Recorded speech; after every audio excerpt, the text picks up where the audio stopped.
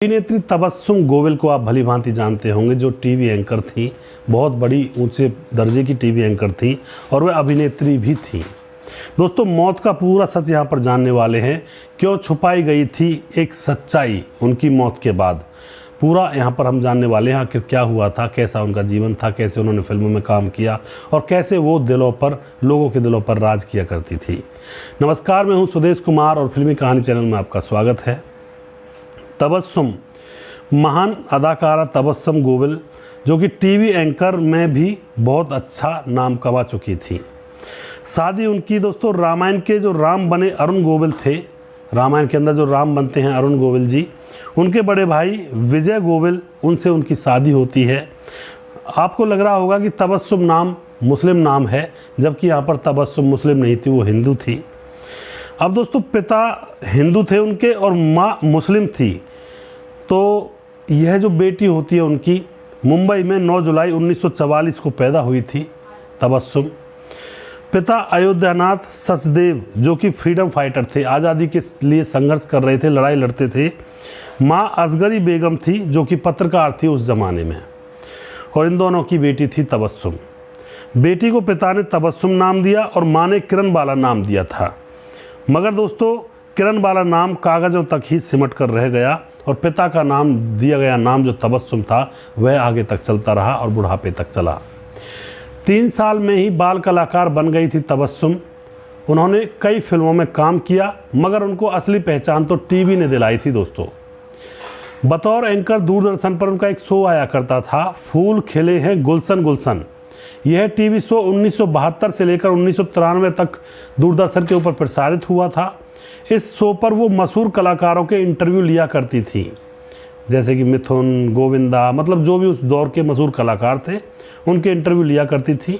अब यहाँ पर मेन मुद्दे पर आते हैं, उनकी मौत कैसे हुई, क्या सच छुपाया गया।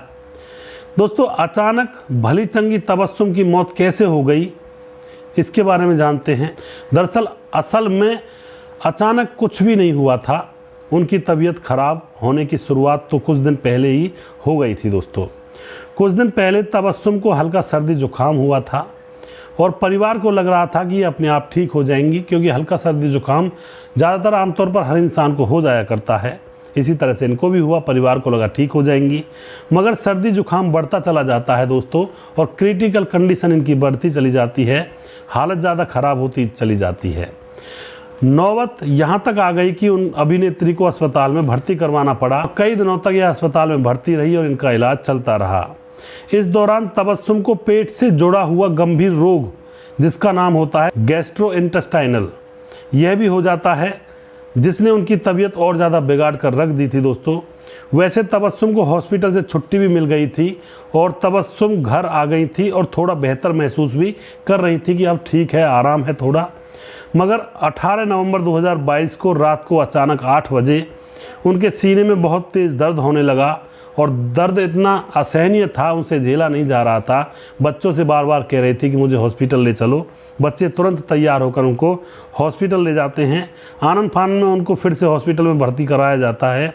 वहाँ पर तबस्सुम को 2 मिनट के अंदर 2 बार हैवी यानी कि भारी दिल का दौरा पड़ता है, हार्ट अटैक होता है उनको, और फिर दोस्तों उसके बाद उनकी मौत हो जाती है। अब यहाँ पर उनकी मौत हो चुकी थी हार्ट अटैक आने के बाद। नॉर्मल सी बीमारी थी, सर्दी जुकाम खांसी, उसके बाद बीमारी पेट की बीमारी बन गई और अब यहाँ पर दिल का अटैक पड़ गया और उनकी मौत हो गई। अब दोस्तों, सवाल ये उठता है कि जब अदाकारा की मौत 18 नवंबर को हो गई थी, तो ये सच 19 नवंबर तक क्यों छुपाया गया था। इसके पीछे की वजह भी तबस्सुम की अंतिम इच्छा ही रही थी दोस्तों। अंतिम समय में बेटे होसांग गोविल से उन्होंने कहा था कि अगर मेरी मौत हो जाए तो मेरे अंतिम संस्कार होने तक बाहरी दुनिया को मत बतलाना। और माँ की अंतिम इच्छा का बेटे ने पूरा सम्मान किया और उनके अंतिम संस्कार के बाद ही दूसरे लोगों को सूचना दी गई थी। इसलिए यहाँ पर यह सच छुपाया गया था और इसमें तबस्सुम की ही मर्जी थी दोस्तों। यह अभिनेत्री जो लोगों की जुबान पर छाई रहती थी, हर एक इंटरव्यू कलाकार का इंटरव्यू लेती थी। न जाने कितने कलाकारों के इंटरव्यू लिए और वो कलाकार मर भी चुके हैं, और अब वह भी दिन आ गया जब तबस्सुम भी इस दुनिया से चली जाती हैं। तो इंसान क्या लेकर आता है, क्या लेकर जाता है।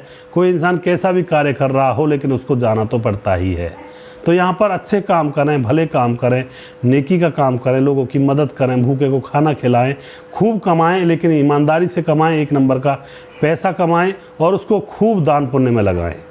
और उसके बाद ऊपर वाले का वाहेगुरु, रब, अल्लाह और भगवान परमात्मा, कृष्ण, राधा, इनका नाम अपना जपते रहें, जिसको भी आप मानते हैं।